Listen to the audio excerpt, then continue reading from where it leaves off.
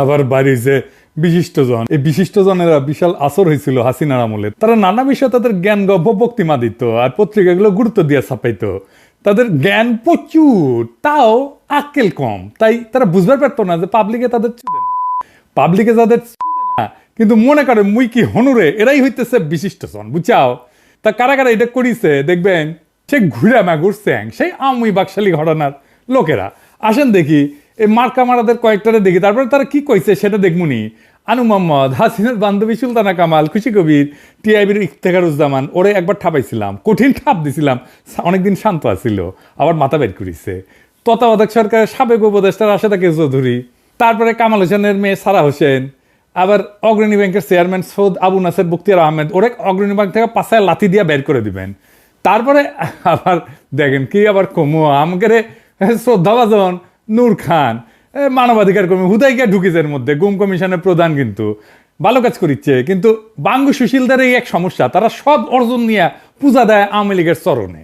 উনারা গুম কমিশনে নেওয়ার আগে সব আলাপ বরাবর করা লাগলো উনি যে আপনি কখনো আমি বয়ান ফেরি করতে পারবেন না, আর কামটা ঠিক করেন নাই। যাই হোক, আজকে কিছু কইলাম না, নিজেদের লোক। আবার দেখেন হিন্দু বৌদ্ধ খ্রিস্টান ঐক্য পরিষদে, বুঝছাও তো এদের নাই ফুটা পয়সার দাম। আসছে পত্রিকা পাতায় প্রতিবাদ জানাইতে, কইছে ধানমন্ডি 32 নম্বর রোডের শেখ মুজিবুর রহমানের বাড়িটা ঘুরিয়ে দেওয়ার তীব্র ক্ষোভ এবং নিন্দা জানিয়ে বিবৃতি দিচ্ছেন দেশের 26 জন বিশিষ্ট নাগরিক যাদের পাবলিক।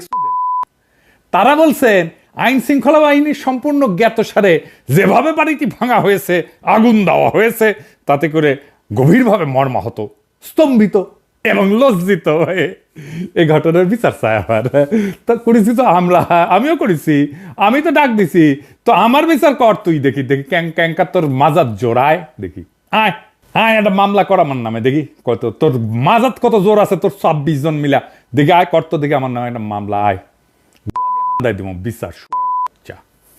মর্মাহত কে, স্তম্ভিত কে, লজ্জিত কে, তোকে কি কেউ মানেনি, লজ্জা পেশ খে। বাড়ি বুলডোজার দিয়ে ভাঙা হয়েছে, তো বাড়ি তো হাসিনার বাপের, তোর ফাটে, হাসিনার ফাটলে তা ওটা কথা ছিল। কারণ হচ্ছে হাসিনার রসুনের কোয়ায় না, ওগের একই রসুনের কোয়ায়, ওই রসুনের নাম ইন্ডিয়া। ইন্ডিয়া ভাবতে পারে নাই যে আমি ন্যারেটিভের তীর্থভূমি এইভাবে জয় বাংলা হয়ে যাবে, ওইটা টিকে থাকলে আবার ওইটা ভর করে আওয়ামী লীগ উঠে দাঁড়াইতো। সেজন্য ইন্ডিয়া বিবৃতি দেয় 32 নম্বর ভাঙায় নিয়ে, বুঝতে যাও যে এক শিয়াল যদি একদিকে হুক্কা হুয়া করে না, আর উল্টা দিক থেকে ক্যা হুয়া করে, সব শিয়াল চিল্লায়, শিয়াল দেখে বুঝবেন এই বিশিষ্ট জনগুলো হইতেছে ইন্ডিয়ার শিয়াল। এরা হুক্কা হুয়া দিছে আর ইন্ডিয়া থেকে ক্যা হুয়া করিচ্ছে, বুঝছাও। দেখেছেন, দেখেন হর্ষবর্ধন সিংলা কি কয়।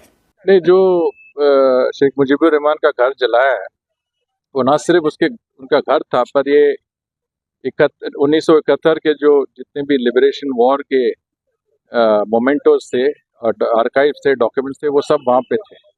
तो मुझे लगता है कि ये एक अटेम्प्ट है कि 1971 के इनके जो लिबरेशन वॉर का जो स्पिरिट है और वो नैरेटिव है, उसको हटाने का कोशिश है। तो इसमें जो लोग दाखिल थे वो शायद हिज़्बुत तहरीर के भी थे, और जो हमने देखा IS के फ्लैग भी लगाया इन्होंने। तो ये थोड़ा स्टूडेंट्स तो नहीं थे, ये मुझे लगता है कि आतंकवादी थे। और ये जो हरकतें हैं मेरे ख्याल से बांग्लादेश के लोगों के हित में नहीं है। भारत सरकार की तरफ से एक प्रेस स्टेटमेंट भी, एक से ज़्यादा प्रेस स्टेटमेंट हैं, उनके डिप्टी हाई कमिश्नर को बुलाया गया है, और हमने काफ़ी मतलब सख्त तरीके से इनको बताया कि ये सब हरकतें नहीं चलें। আবার দেখেন ইন্ডিয়ার টেলিগ্রাফ কি কয়, যে বলে এটা নাকি ISI এর কাজ। ইন্ডিয়ান বাংলাদেশের মানুষ কি ধৈঞ্চারে তোগরের মতো? বাংলাদেশের মানুষ রক্ত দিয়া যুদ্ধ করে পতাকা পাইছে। এই 24-এ রাজপথে আমাদের ছেলেরা রক্ত দিছে, বীরের মতো লড়াই করছে চোখের সামনে। তোগরের মতো আলোচনার টেবিলে বসে ব্রিটিশদের সাথে নেগোশিয়েট করে স্বাধীনতা পাইছে রে ভাই। তাই বাংলাদেশের মানুষের রাজনৈতিক আকাঙ্ক্ষা একবার দেখে আমেরিকার হাত, একবার দেখে পাকিস্তানের হাত। পাকিস্তানের হাত কুটি আছে জানি না, কিন্তু তোর আছে এটা শিওর। শালা গান্ডু ধ্বজভঙ্গ।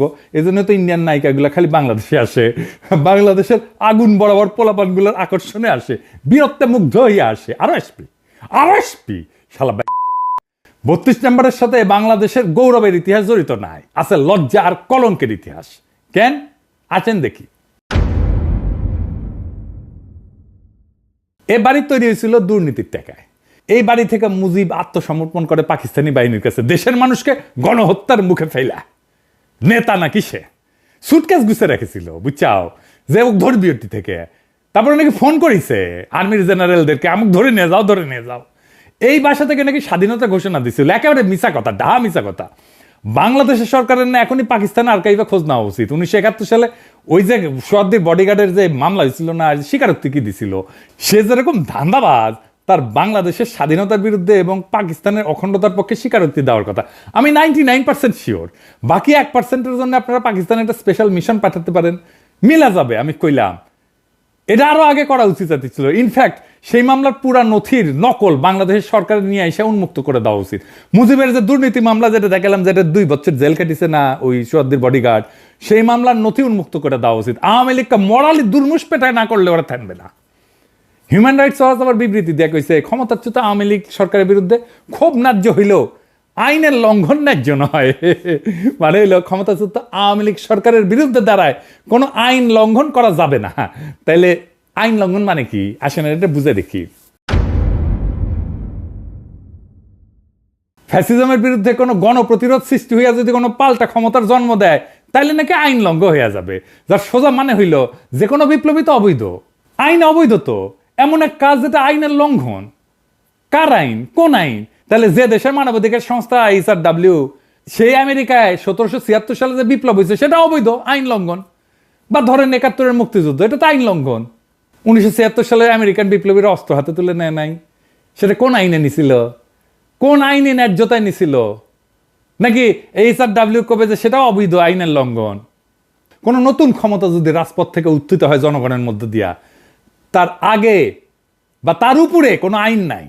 আগে ক্ষমতা, তারপরে সেই ক্ষমতার মোড়ক থেকে আইনের জন্ম, কনস্টিটিউশনের জন্ম। এটাই হইল রাজনীতির ধারণা। মানবাধিকারের ধারণা দিয়ে রাজনীতি বুঝতে পারবেন না। মানবাধিকারের ধারণা দিয়ে রাজনীতি বুঝতে গেলে বেশি বুঝবেন, এইরকম মাখায় ফেলবেন। কোনো গণপ্রতিরোধ যদি তৈরি হয় কোন একটা জুলুমের বিরুদ্ধে, তাহলে একটা পাল্টা গণক্ষমতার জন্ম হয়, যা জীবন্ত, যা আগের সকল ক্ষমতা, সকল আইন, সমস্ত কনস্টিটিউশন, সব সংবিধানকে নাকচ করে দেয়। পাবলিক নিজেই জীবন্তভাবে গণক্ষমতা নিয়ে হাজির হইয়া যায়, যার সামনে আগের সমস্ত ক্ষমতা, আগের সমস্ত আইন, সমস্ত কনস্টিটিউশন নাকচ হইয়া যায়। নতুন ক্ষমতার সামনে সকল আইন অন্যায্য, বাতিল হইয়া যায়। সেটা ঘোষণা দিয়া কনস্টিটিউশন বাতিল করে বলা হোক আর নাই হোক, সবসময় আগে নতুন ক্ষমতা, পরে আসবে সেই সূত্রে আইন। আগে থেকে থাকা কোনো আইন দিয়ে নতুন ক্ষমতা তৈরির পর আর প্রযোজ্য থাকে না, কার্যকর থাকে না। আমরা কি 1971 সালের আগে থেকে পূর্ব পাকিস্তানের, মানে যেটা পূর্ব পাকিস্তান ছিল, পাকিস্তানের আইন কনস্টিটিউশন মাইনা নিয়ে মুক্তিযুদ্ধ করেছিলাম?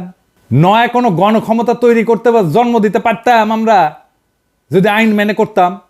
পুরানো যে কোনো আইন কনস্টিটিউশন মানলে যে কোনো ধরনের অস্ত্র ধরনের তো অবৈধ এবং রাষ্ট্রদ্রোহিতা। এবং নতুন যে কোনো গণক্ষমতা জন্ম নিলে পরে সে নতুন সব আইনের জন্ম দিতে পারে। আর গণক্ষমতা জন্মের আগে কোনো আইন সে মানবে না।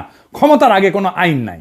নয় ক্ষমতা থেকে এর পরে কেবল নয় আইন, নয় কনস্টিটিউশন তৈরি হইতে পারে। 2024 সালের জুলাই আগস্ট বিপ্লবে এই গণক্ষমতার উপরে আগের কোনো আইন তাদের উপর আর প্রযোজ্য না, ছিল না, থাকতে পারে না।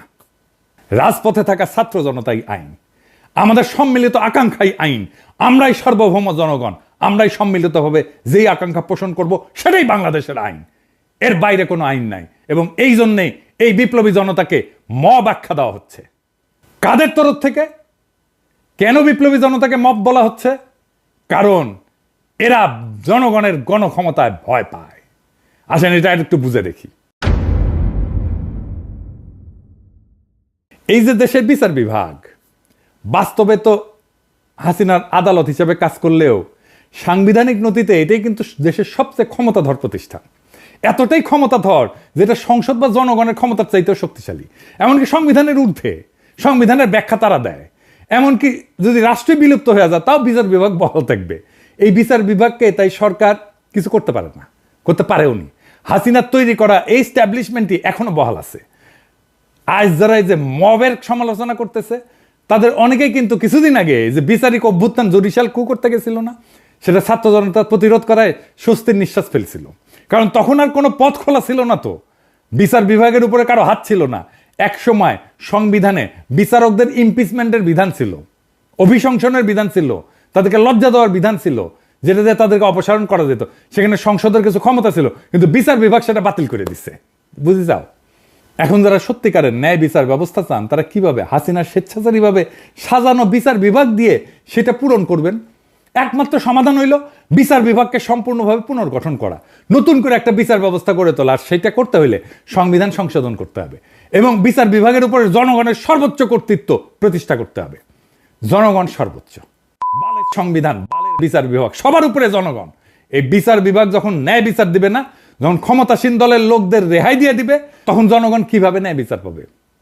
সরকার চাইলেও তখন বিচার নিশ্চিত করতে পারবে না। মজার বিষয় হলো বিচার বিভাগের সাথে যখন সরকারের সংঘাত সৃষ্টি হবে, তখন সরকারের হাতে একমাত্র পথ থাকে জনতাকে ডাক দেওয়া।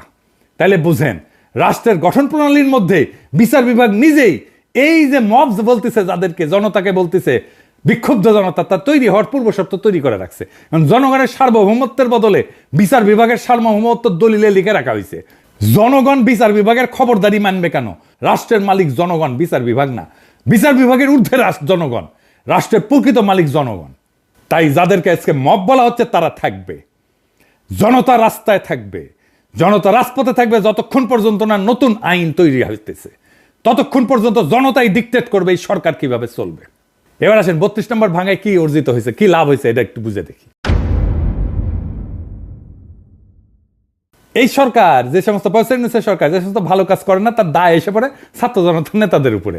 তখন গালি খেতে হয় তাদের। আর নতুন রাজনৈতিক দলকেও কিংস পার্টি বলে কটাক্ষ করা হয়, মানে ছাত্ররা যে দল তৈরি করতে যাচ্ছে, যারা গালি দেন ওই নেতাদের দোষ দেন। তারকে একবারও ভেবে দেখছেন যখন ছাত্র জনতা 32 নম্বর ভাঙে, তখন সেটাকে কেন আর কারো কাজ বলে মনে হয় না?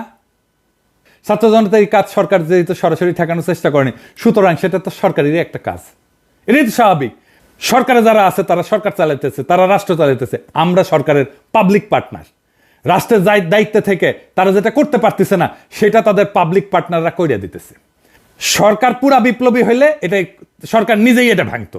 সরকার আধা বিপ্লবী জন্য সে চুপ করে থাকে, আমরা কামটা সেরা দিই। আধা বিপ্লবী সরকার হইলে তো এমনটাই হওয়ার কথা।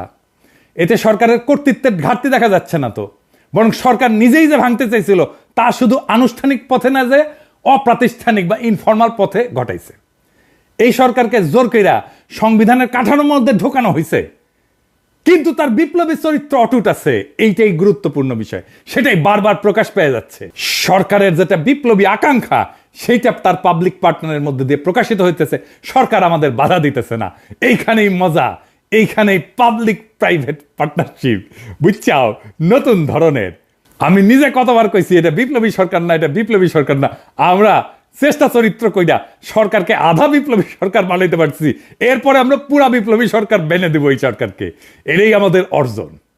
যখনই মনে হবে এই সরকার তার বিপ্লবী শপথ ভুলে যেতেছে, তখনই তার বেসরকারি পার্টনাররা আমরা মাঠে নেমে চাপ সৃষ্টি করে সেই শপথ মনে করায় দিতেছি।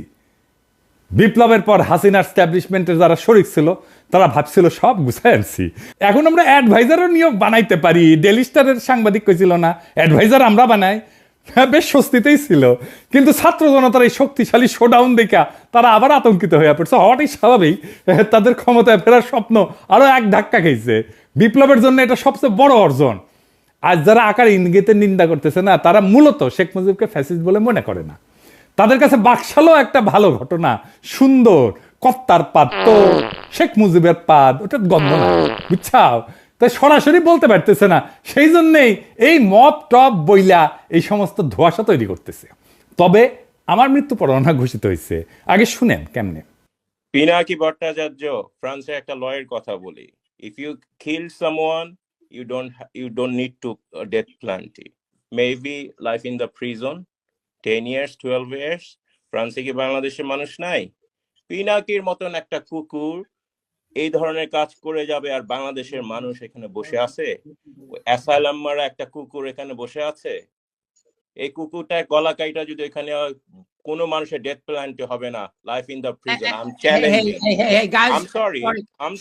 সে বলতেছে ফ্রান্সে তো খুনের শাস্তি 10 বছর জেল, ফাঁসি তো দিবে না, তো পিনাকে খুন করে না কেউ কেন ফ্রান্সে? হাসিনা এক বক্তৃতায় গেল ক্ষমতা, আর এক বক্তৃতায় গেল 32 নম্বর। আলহামদুলিল্লাহ, আমার শহীদের মৃত্যু হইলে না বাংলাদেশে আমার ক্ষুদ্র ভ্রাতার ভগিনেরা ছোট বড় মাঝারি কোমল কঠোর বাকশালীদের আস্ত রাখবে না, ছানা বানা করে ফেলবে। আমার মৃত্যুতে বাংলাদেশ পুত পবিত্র হবে। আমার সত্যি যদি মাইরা ফেলায় বাংলাদেশে যেন কোনো বাকশালী রক্ষা না পায়। আমার মৃত্যুর খবর বাংলাদেশে পৌঁছানোর 24 ঘন্টার মধ্যে কাম ফিনিশ করে দিবে। এইখানেই শেষ না, আমি ওদের জন্য নরকের দরজায় হাজির থাকবো, ওদের জান ওইখানে আমি কালা কালা করে দেব। সরকার গত 6 মাসে যা যা ভুল করেছিল যে জায়গায়, সেইটার কাফফারা দিতে হয়েছে আমাদের 5ই ফেব্রুয়ারিতে। আবার আর একটা জনফস্ফোরণ হয়েছে। এই জন্যই প্রেসিডেন্ট সরকার আরো সংহত হয়েছে, ভালো হয়েছে আমাদের জন্য। অপারেশন ডেভিল হান্ট শুরু করতে পারছে। একটা সুশীল হান্টও চালু করা দরকার। কারা কারা এই যে 26 জন এই সুশীলেরও হান্ট করা লাগবে, ওটা জনতাই করবে। যাই হোক, আবারও কিন্তু আমাদের অর্জন ধুলায় মিশে যাইতে পারে যদি আবার আগের আলস্য কাটায় উঠতে না পারে। আগের আলস্য আর সিদ্ধান্তহীনতা, অবিবেচনা প্রসূত নিয়োগ চলতেই থাকে। আমি 7ই আগস্ট কি লিখেছিলাম দেখেন, লিখেছিলাম এমন হয়েছে বাংলাদেশের ক্ষমতা এখন হাসিনার বদলে সুপ্পু। তাহলে এত রক্তপাত এত প্রাণদানে লাভ হইল কি? বিপ্লব মানে গণক্ষমতা, সেই বিপ্লব তো সুপ্পুর অনুমোদন নিয়ে কাজ করবে না। সুপ্পু কেন আবদার করে? একে আজাদ কেন এর মধ্যে ঢুকে? ছাত্রদের মতামতের সর্বোচ্চ গুরুত্ব দিতে বলছি। সেখানে তো এটাই বলি নাই যে একে আজাদের পরামর্শ নিয়ে কাজ করতে হবে। এটা তো বলি নাই যে ডিজিএফ এর চিফের সাথে আলাপ করতে হবে। এই তত্ত্বাবধায়ক সরকার যদি ইন্ডিয়ান লাইসপেন্সার দিয়ে ভর্তি হয় তাহলে কলে জান কালা কালা করে দেবো, করে দিছিলাম কলে, বুঝাও। আর এই প্রক্রিয়া বুঝে হোক না বুঝে হোক যারা বিপ্লব বেহাত করে দিচ্ছে তাদের আমরা ক্ষমা করব না। দেখেছিলেন আমি ঠিক সময় মতো ঠিক কথা কইছিলাম, যা আমি আগে কইছি সেটা পরে ঠিক হয়েছে, পরে আবার আমাদেরকে আইসে আবার এটা ঠিক করে নিতে হয়েছে। এই যে দেখেন মনির হায়দারকে বিশেষ সহকারী হিসেবে নিয়োগ দেওয়া হয়েছে। আমি চিনি তারে, আমি অপছন্দ করি না, পছন্দই করি। কিন্তু মনির হায়দারকে আপনারা চিনেন? চিনেন না, তাই না? আমেরিকা প্রবাসী এক সাংবাদিক। আচ্ছা বলেন তো, প্রফেসর ইউনূসের একজন আমেরিকা প্রবাসী সাংবাদিক দরকার। আপনার কার নাম মনে ভাইসা আসে? মনে মনে বলে চিন্তা করেন যোগ্য ক্যান্ডিডেট হিসাবে। হ্যাঁ, কনক সরোয়ার ইলিয়াস, তাই না? কনক সরোয়ার তো পিএইচডিও করেছে। তার অ্যাক্টিভিজম এমনই হাসিনারে প্যারা দিছে যে তার বোনকে জেলে নিছে তারে না পাইয়া। কনক দারুণ জনপ্রিয় তো। আমার ইলিয়াসের নানা সমালোচনা আছে, কিন্তু কনকের নামে আছে কোনো সমালোচনা নাই তো। কনক তো সবচাইতে যোগ্য এই পজিশনের জন্য, ইলিয়াসও যোগ্য। কনক বা ইলিয়াস যদি বিশেষ সহকারী হতো তাহলে সারা দেশে আনন্দের বন্যা বয়ে যেত। এই সরকার রাজনৈতিক সরকার না, তার তো সলিড অ্যান্টিফ্যাসিস্ট দক্ষ জনপ্রিয় লোক দরকার এইসব পজিশনে। কনক কি পরিমাণে দাবরানির উপরে রাখতো আওয়ামী লীগকে চিন্তা করেন, কিন্তু সেটা করবে না। শুনলাম আলী রিয়াজ আর বদিউল আলম মজুমদার রিকমেন্ডেশন না হয়েছে। তো প্রফেসর ইউনূস, আপনি যে আয়নাঘর দেখতে যেতে পারেন না, এখনো পারতেছেন? এই ছাত্র জনতা তার শক্তি যে দেখাইছে ধানমন্ডি 32 নম্বরে, সেইটাতে আলী রিয়াজ করে দিচ্ছে, এটা দেয় নাই। এটা তার করে দেওয়ার শক্তিও নাই, সামর্থ্যও নাই। ওই ধানমন্ডি 32 নম্বরের সামনে কনক গিয়া দাঁড়াইলে, ইলিয়াস গিয়া দাঁড়াইলে লক্ষ লক্ষ পাবলিক যে আনন্দে চিক্কুর মারবে, ওই চিক্কুরের প্রতিধ্বনিতে 32 নম্বর ভাইঙ্গা খান খান হয়ে যেত, বুলডোজার লাগতো না। কিন্তু না, আপনার আলী রিয়াজকে খুশি করা লাগবে, আপনার কাজে কে লাগবে এটা ভাববেন না, আপনার কাজ খুশি করা লাগবে সেটা ভাববেন। ছাত্ররা ষষ্ঠ উপদেষ্টা গায়ে বানানো জানাজা করিচ্ছে। ছাত্ররা কি উপদেষ্টাদের বানাইছে না? তাদের সিলেক্ট করেছে না? এখন জানাজা কেন? যেটা নিজে গিলিছেন সেটা বমি করতে পারবেন না, দায় নেন, গিলিছেন পেটের মধ্যে রাখেন। আজকের এই অবস্থার জন্য আপনারাও দায়ী। এই টাইমটা হেলায় হারায়েন না। আগে মেলা কথা কইছি, শুনেন নাই। আগামীকাল আপনাদের জন্য আলাদা এপিসোড করব, কেমনে নতুন রাজনৈতিক দল করবেন। এটা আপনাদের কোনো স্যাটব্যাট আছে বলে তো মনে হইতেছে না। মন দিয়া শুনেন। অনেকে কইতে পারেন, ওদের তো গোপনে কইতে পারেন না, আলাদা আলাদা করে কইছি মেলা কইছি, কাজ হয় না। এক কান দিয়ে ঢুকে আর এক কান দিয়ে বের করে দেয়। মানে আমি কইছি না যে নিজে যেটা স্বপ্ন দেখি সেটাকে বাস্তব করার জন্য আমি জীবন দিয়ে দিতে পারি, কিন্তু অন্যের কাছে আমার সেই স্বপ্নটা তো কাজ বা টাস্ক, তাই সে সেইটার জন্য জীবন দিয়ে দেয় না, কমিট করে না। আমি এটাতে শুধু তার জন্য কয়া দেবো তা না। যে কোনো দল এই স্ট্র্যাটেজি অনুসরণ করতে পারে, ছাত্ররা করলে ভালো। না হয় আমি যদি কখনো রাজনৈতিক দলটাল করি তাহলে এই পদ্ধতি অনুসরণ করব। যাই হোক, আগের প্রসঙ্গে আসি। একটা ভালো জনপ্রিয় মানুষের মনোনয়ন কিভাবে মানুষের আনন্দের উৎস হয় সেটা 21শে পদকে আমরা দেখলাম। আমাদের অনেক প্রিয় মুখ আছে এখানে, যেমন অভ্রেন মেহেদি, সবাই খুব খুশি হয়েছে। মাহমুদ ভাই, সবাই খুব খুশি হয়েছে, কিছু কিছু লোক ছাড়া, ওটা আসিচ্ছি।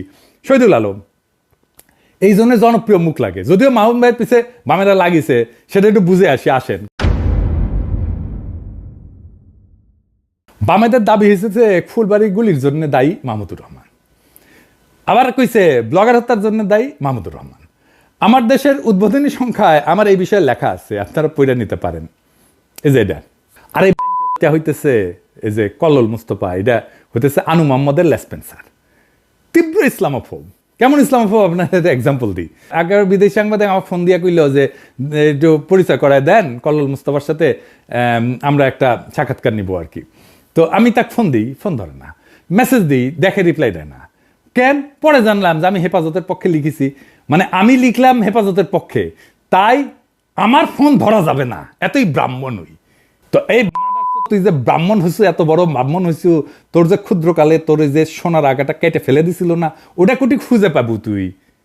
নাম তো এটা লাগাইছু কল্লোল, যেন বোঝা না যায় যে মুসলমান কিনা। কেমন রক্ত মজ্জায় ইসলাম বিদ্বেষ দেখেন।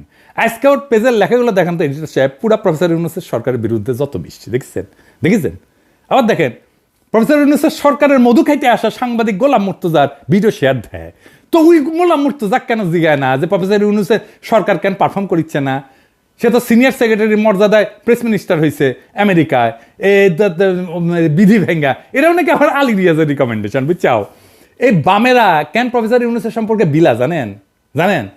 হাসিনাও দেখবেন বক্তৃতা দিলে ইউনূসের বিরুদ্ধে বলে, বিএনপি জামাতের বিরুদ্ধে বলে না। কিন্তু এই যে তারপরে যে এতিম আছে না, ওমিপিয়ালের এতিম তেতিম আছে না, তারাও প্রফেসর ইউনূসের বিরুদ্ধে এক একটা, বিএনপি জামাতের বিরুদ্ধে না, কিন্তু সমন্বয়কদের বিরুদ্ধে এক একটা, ছাত্রদের বিরুদ্ধে এক একটা। কেন জানেন?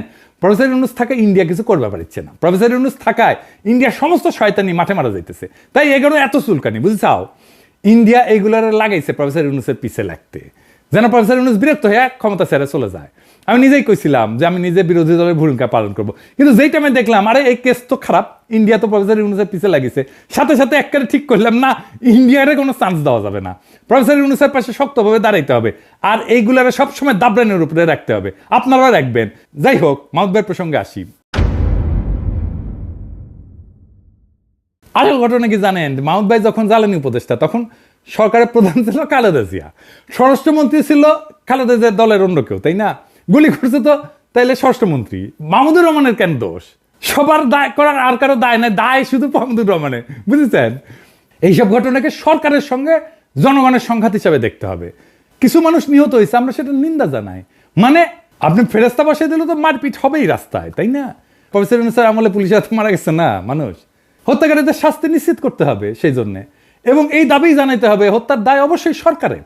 এমন সংঘাত রাষ্ট্র পরিচালনার সময় ঘটে থাকে, এমনকি হত্যার ঘটনাও ঘটে, বাস্তবতা মেনে নিতে হবে। বাংলাদেশের মতো দেশের জন্য এটা আরো সত্য। ফরমাল আদালতের বিচার হওয়ার পাশাপাশি জনগণের আদালতেও রাজনৈতিক শাস্তি নির্ধারিত হবে, হইতেই হবে। 2006 সালের পর বিএনপি যে দমন পীড়নের শিকার হয়েছে, সেটাও তো এমন কিছু ঘটনার প্রতিক্রিয়া হিসেবে দেখা যেতে পারে, তাই না? জনগণের আদালতে তারা রাজনৈতিক শাস্তি পাইছে তো। জনগণ তো 2008 সালের নির্বাচনে তাদেরকে ভোট দেয় নাই।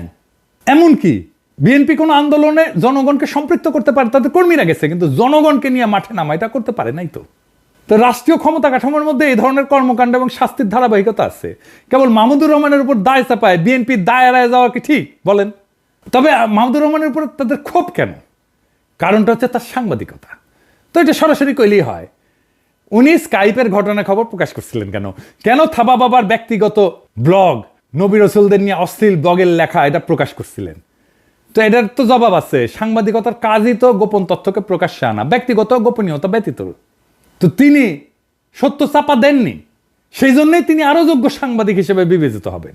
এখন দেখেন হাসিনার যে অনিয়ম, হাসিনার দুর্নীতি, খুন, জখম, লুটপাট, এইটা নিয়ে ওদের যাদের পছন্দ, মতিউর রহমান, মাহফুজা নাম, তারা কোনো প্রতিবেদন প্রকাশ করছে? করেনি। অথচ একমাত্র মাহমুদুর রহমান সেটা প্রকাশ করে যাচ্ছে আমার দেশ দিয়া। যদি সত্যি সত্যি ফ্যাসিবাদ প্রতিরোধে আন্তরিকতা থাকতো এই বামগুলার, তাইলে ওরা আমার দেশ পত্রিকার প্রশংসা করতো, মতিউর মাহফুজদের সমালোচনা করতো। সেটা কিন্তু করে না, আমার দেশের সমালোচনা করে। আর মতি মাহফুজ ওদের কাছে দেবতা। এই জন্যেই বাংলাদেশে এই সমস্ত সুশীল বাম হান্টিং শুরু করা উচিত। বাংলাদেশে ইন্ডিয়ান দালাল মুক্ত না করলে বাংলাদেশ মাথা তুলে দাঁড়াইতে পারবে না। আমাদের বিপ্লবের একটা লক্ষ্য হাসিনা হটাও, আমাদের বিপ্লবের আরেকটা লক্ষ্য কিন্তু ভারতীয় দালাল মুক্ত বাংলাদেশ। তার আগে ভারতীয় দালাল চেনার কাজটা করতে হবে। আজকে তো কিছু দালাল চিনিলেন, তাই না? এদের প্রোফাইল, ফেসবুক প্রোফাইল যদি খোলা পায় না, তাহলে লিখে আসবেন। কি লিখবেন জানেন? লিখবেন জয় বাংলা, জয় হিন্দ, লুঙ্গি সেরা ধুতি পিন। আর এইগুলারে আমার কাছে পেটে দিয়েন। ধুতি কেমনে পড়া লাগে যেটা শিখে দেবো। ফ্রি ফ্রি ইনকিলাব জিন্দাবাদ।